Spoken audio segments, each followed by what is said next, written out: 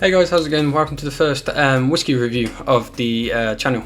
It's something I've been, I guess, hinting at for the best part of 2-3 weeks now, and I've finally actually found a whiskey I feel like would be a good one to get the ball rolling, and that is, of course, the Glenfiddich Fire and Cane dram, which that's not going to be in the shop. There, see up there? Where am I going to put it? Let's put it here. You can kind of see that there, sort of, but not really. Oh, I may as well hold it. Yeah, so this is a really nice dram that I've been drinking for the last sort of like 6 months or so. Really enjoyed it. I've looked into it for the last couple of years as well, because this has been going on for about 3 years now as a limited piece at Glenfiddich doing. But generally, this is a really good dram. I recommend anyone to pick it up for the price as well. It's only about £35, I think, £40 I've seen it at. But what you're getting with this is a really interesting dram, as in it has many layers and something that you can really sit on, because what you get at the start is some lovely peat, but nothing overpowering peat like you get with like a Lafroig or an Ardbeg. You get just a sort of peat, so it's really nice. And if you haven't had peat before, this would be a really good introductory piece to peat.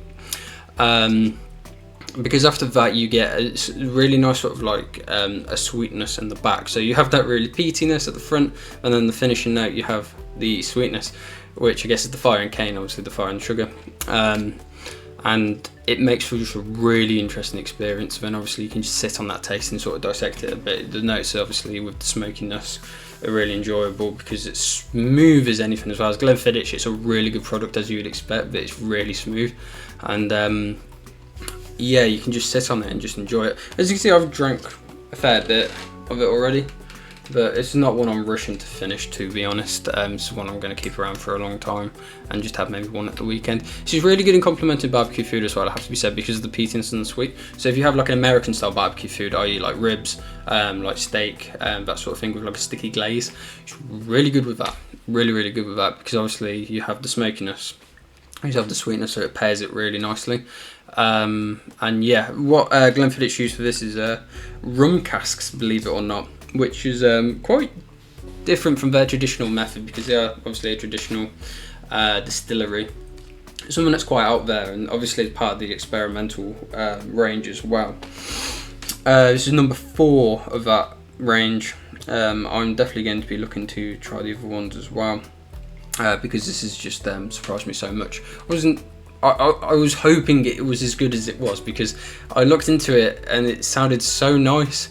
I just thought it's probably not as nice as I'm making out, because you know the words these guys describe the whiskey as like all sweet toffee, you know, that really nice caramel flavour paired with that lovely smokiness, and you're thinking in your head that sounds absolutely delectable, but it might be just a good case of marketing. But no, this actually lives up to the hype.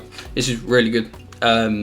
Really recommend it for like the price. It's not expensive at all at £35–40, and is in short supply, don't forget. So because it's part of the experimental range and not, which is obviously a coming and going sort of marketing range, it's not going to be sticking around like the traditional range of 12, 15 and 18 and 21 year stuff. So get it while you can. I definitely recommend buying a couple of these. Just keep it around, don't open these, just keep them in the cellar, because this is one you'll be wanting to drink at just good occasions throughout your life.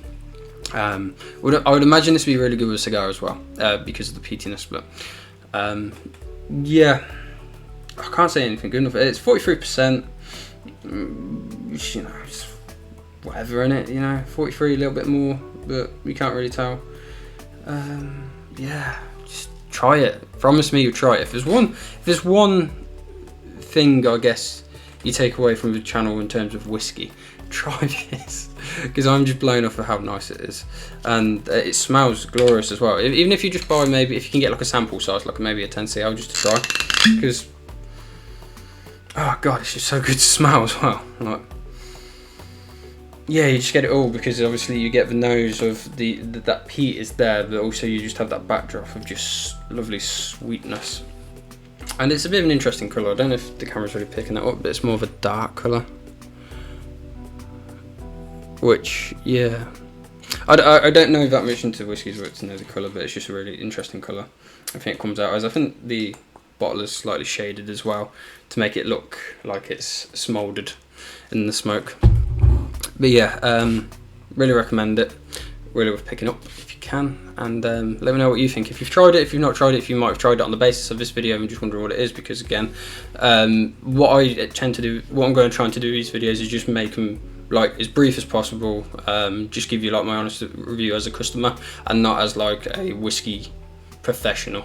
I'm more of just an enthusiast and a hobbyist, to be honest, when it comes to whiskey, and I'm not going to tell you the infinite details. I'm more just going to tell you if something's value for money, and to me this is value for money. Even if you only spend like 25 to 30 pound, it's worth the extra 10 pound on this, and just to pick it up and just to try it again. Like I say, it's not one you're going to be sitting there at the weekend and do bottles after bottles of, but this is going to be something you have with a meal or you have after a meal, and it pairs really nicely with desserts as well, because of that sweet toffee notes at the back. It just works really well with like cake and stuff. So maybe not cake actually, saying that.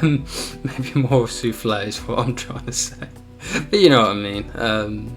So yeah, let me know what you think, comment, like, and hopefully I'll see you in the next one, and hopefully it's not going to take so long to get a bloody whiskey review up. But yeah, bye.